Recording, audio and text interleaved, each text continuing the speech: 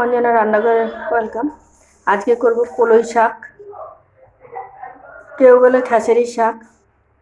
চলো কিরকম করে বানাই। নিরামিষ দিনে খুবই টেস্ট লাগবে খেতে।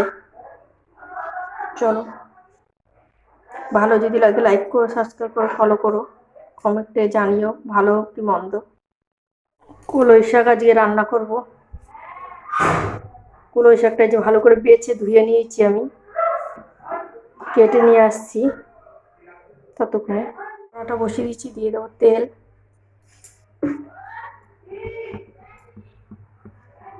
আমরা কোনো রকম ফোড়ন দেবো না, এটাতে দেবো কটা কাঁচা লঙ্কা কুচিয়ে রেখেছিলাম।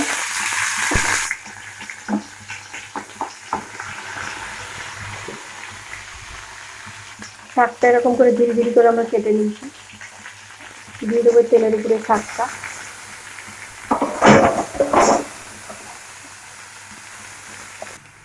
অল্প করে দিয়ে দেবো হলুদ, আর দেবো লবণ স্বাদ অনুসার। এই শাকটাতে আমরা কোনো রকম জল ব্যবহার করবো না।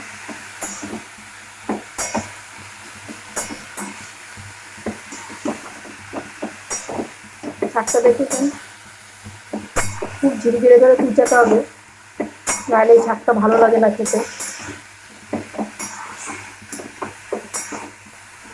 শাকটা বেশি করে রান্না করতেও বেশি টাইম লাগে না।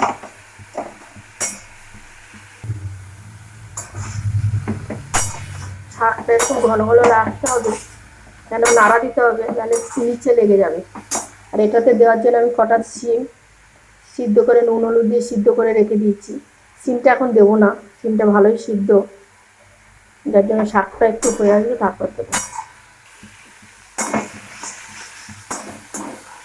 শাকটা আমাদের প্রায় হয়ে এসছে, এবার দিয়ে দেবো শিমগুলো।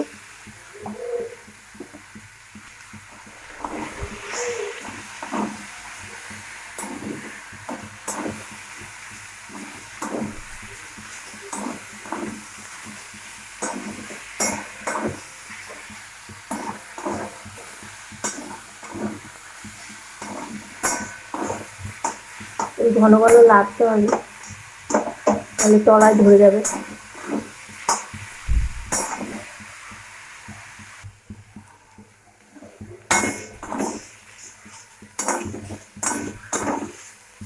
শাকটা হয়ে গেছে, নামিয়ে নেবো আমরা।